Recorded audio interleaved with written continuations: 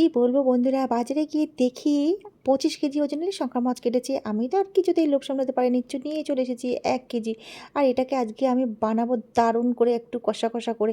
তো বন্ধুরা, তোমরা যারা খাও না বলো গন্ধ লাগে, তো তাদের উদ্দেশ্যেই বলছি, একবার হলে এইভাবে ট্রাই করে দেখো, তোমরা কিন্তু বারবার খাওয়ার চেষ্টা করবে। যাই হোক, মাছগুলো কিন্তু প্রথমে ভালো করে ধুয়ে নিতে হবে। নেওয়ার পরে একটু কিন্তু গরম জলে, উষ্ণ গরম জল দিতে হবে। খুব গরম, বেশি গরম জল দেওয়া যাবে না। উষ্ণ গরম জলে কিন্তু তোমরা ধুয়ে নেবে মাছগুলো। ধোয়ার পরে ভালো করে জলটা ঝেড়ে তারপরে লবণ হলুদ মাখিয়ে রেখে দেবে। এরপরে কি করবে, কড়াইতে একটু বেশি করে তেল দেবে, একেবার কিন্তু তেল দেবে। তো এবার কিন্তু খুব কম আঁচে কিন্তু ভাজতে হবে। তো প্রথমে আমি আলুগুলো লবণ হলুদ মাখিয়ে নিয়ে একটু ভেজে তুলে নেবো লাল লাল করে। তারপরে আমি মাছগুলো কিন্তু ভাজবো। আগে আমি মাছগুলো ভাজিনি, কারণ তেলটা কালো হয়ে যাবে। সেই তেলে তো মানে কী বলবো, আলুটা ভাজা যাবে না, লেগে যাবে। সেই জন্য আমি মাছগুলো লাস্টে ভাজবো। এই দেখো, মাছগুলো আমার কত সুন্দর করে লবণ হলুদ মাখিয়ে, একটু লঙ্কার গুঁড়ো দিয়েছিলাম, লঙ্কার গুঁড়ো মাখিয়ে নিয়েছি। নিয়ে তারপরে দেখো ওই তেলে দিয়ে দিয়েছি। এবার বেশ একটু লাল লাল করে ভেজে নিতে হবে। আর খুব মানে কি বলবো, মিডিয়াম আছে কিন্তু মাছটা ভাজতে হবে, খুব কিন্তু হাই ফ্লেমে দেওয়া যাবে না। তো দেখো, আমি মাছগুলো এক এক করে কী সুন্দর করে ভেজে তুলে নেব। অনেক সময় মাছ কিন্তু লেগে যায়, আর আজকে আমার মাছটা দেখো লাগেনি। কড়াইতে দেখো কত সুন্দর ভাজা হচ্ছে। বন্ধুরা, যেভাবে আমি এই রেসিপিটা বানাচ্ছি, তোমরা একবার এইভাবে বানিয়ে খেয়ে দেখো, কথা দিচ্ছি বন্ধুরা, নেক্সট বার তোমরা খাওয়ার চেষ্টা করবে। যারা খাও না তাদের উদ্দেশ্যেই কিন্তু বলছি, যারা খাও তারা তো খাবেই। তো আমরা শঙ্কর মাছ বলি, তোমরা কি বলো জানি না।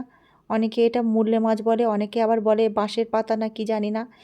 তোমরা কে কী নামে বলো আমাকে অবশ্যই কমেন্টে জানাবে। তো দেখো, পরের মাছগুলো আমি ঠিক একইভাবে উল্টে পাল্টে ভেজে নেবো। আর এগুলো কিন্তু বেশি খাটাখুটো করা যাবে না। একবার দিয়ে দেবে, তারপরে ভাজা হয়ে গেলে তলাটা ওপর আবার উল্টে দিয়ে দেবে। দেখো, মাছগুলো আমার এই পর্যায়ে ভাজা হয়েছে, দেখো কত সুন্দর করে ভেজে নিয়েছি।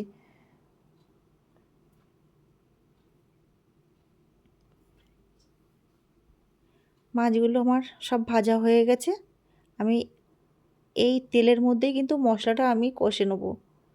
প্রথমে আমি পেঁয়াজ কুচি দিয়ে দিয়েছি, 2টো পেঁয়াজ আমি কুচিয়ে নিয়েছিলাম, তার মধ্যে অল্প কিছুটা পেঁয়াজ বেটে নিয়েছিলাম।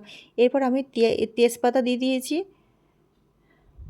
এবার আদা রসুন বাটা দিয়ে দিয়েছি এর মধ্যে, দিয়ে বেশ একটু কিছুক্ষণ নাড়াচাড়া করে নিতে হবে। এবার আমি দেবো পেঁয়াজ বাটা, দিয়ে বেশ ভালো করে নাড়াচাড়া করে নিতে হবে।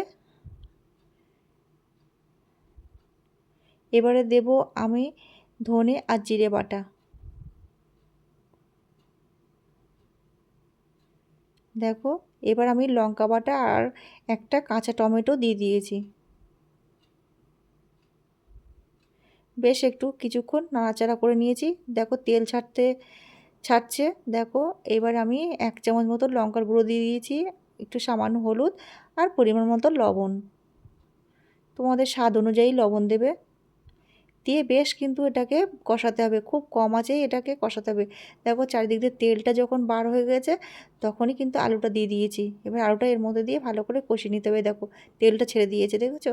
এবার কিন্তু মাছগুলো ওর মধ্যেই দিয়ে দিতে হবে। দিয়ে এবার এটাকে বেশ ভালো করে একটু নাড়াচাড়া করে কষিয়ে নিতে হবে।